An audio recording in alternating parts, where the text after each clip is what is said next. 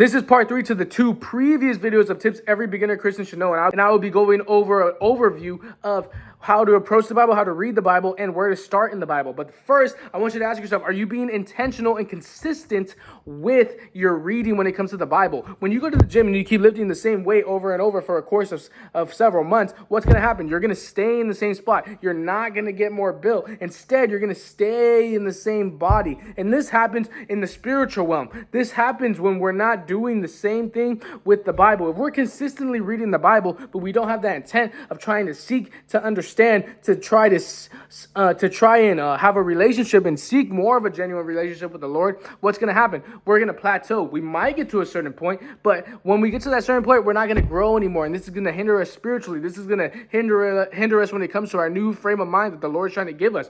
When we're not intentionally seeking the Lord, when we're not intentionally reading our word, we get to a point of not being able to understand. James 1:5, if any of you lacks wisdom, you should ask God, who gives generously to all without finding fault, and will be given to you. When we're reading the Bible, and this is the next step, you need to seek to understand. Don't gloss over difficult passages. It's easy to skip over parts of the Bible that seem confusing or difficult or impossible to understand, but trust me, the Lord will give you an answer if you're truly seeking, and this goes alongside with the previous point of intention and consistency. I remember in my own walk, when I was a beginner Christian, that I would read passages and I would read 10 pages a day, but if you would have asked me what those 10 pages were about, I wouldn't have been able to tell you anything about it. So I want you to ask yourself, when you read a passage, when you read a sentence, when you read the chapter, are you able to recall and remember what you read? Are you able to understand what you have read? And if the answer is no, you need to start implementing that. Every time you don't understand a chapter, a passage, and even down to 2 to 3 words, you need to seek and find the answer. Because if you don't seek these answers, in the future, a ravaging wolf, somebody disguised as a sheep, will come along and shove doubt in your mind and manipulate that scripture that you didn't take time to read. And this goes into the next step. John 16:13. But when he, the Spirit of truth, comes, he will guide you into all the truth. Before you even start reading, you need to pray. You need to ask the Lord and invite the Holy Spirit to guide you, to sit with you as you read, helping you understand and apply the text correctly. Scripture is spiritually discerned. So asking for God's wisdom is crucial for understanding the true meanings behind the word. So I want you to ask yourself, are you praying beforehand? And this brings me into now where to begin in the Bible. Where you need to begin in the Bible is the book of John. John 20:31. But these are written that you may believe that Jesus is the Messiah, the Son of God, and that by believing you may have life in his name.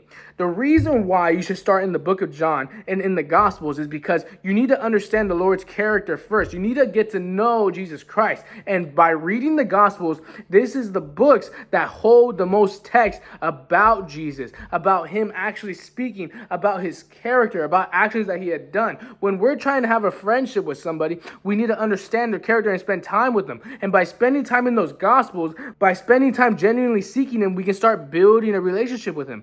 And the reason why the book of John is because the book of John holds the most descriptive text of Jesus Christ. And then from there, go through Mark, Matthew, and Luke. And then after this, I need you to move to Genesis. Genesis explains the beginning of everything, creation, the humanity's fall when Adam and Eve had fell, and God's covenant with his people. The context is crucial to understand why we need redemption, why Jesus even came, and how God's plan unfolded throughout history.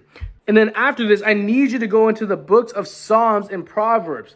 Psalms 23:1-2. The Lord is my shepherd, I lack nothing. He makes me lie down in green pastures. Proverbs 1:7. The fear of the Lord is the beginning of knowledge, but fools despise wisdom. By the books of Proverbs and Psalms hold wisdom and guidance and on worship and prayer and emotions, while Proverbs offers practical wisdom for daily life. These books will help you grow spiritually and with wisdom, and you'll truly understand the Lord's character even more. You'll understand how God works. You'll understand how Jesus works. You'll even understand how to even apply and implement these biblical teachings into your everyday situations and livelihood. And then after you go through Psalms and Proverbs, I need you to go through Isaiah and Jeremiah, because these books, the prophecies of Jesus, by saying Isaiah 9:6, For to us a child is born, to us a son is given, and the government will be on his shoulders, and he'll be called Wonderful Counselor, Mighty God, Everlasting Father, Prince of Peace. And I'm not saying that these books are the only ones that reveal Jesus Christ, because we can see this throughout the whole Bible. But by reading this, we understand that Jesus was prophesied beforehand. We understand that everything links together, and it all leads to Jesus Christ, and it all leads to him as the true way of salvation and being saved by him, and now to seek a relationship with him. And then after this, go into the book of Romans. Romans 1:16, for I am not ashamed of the gospel because it is the power of God that brings salvation to everyone who believes.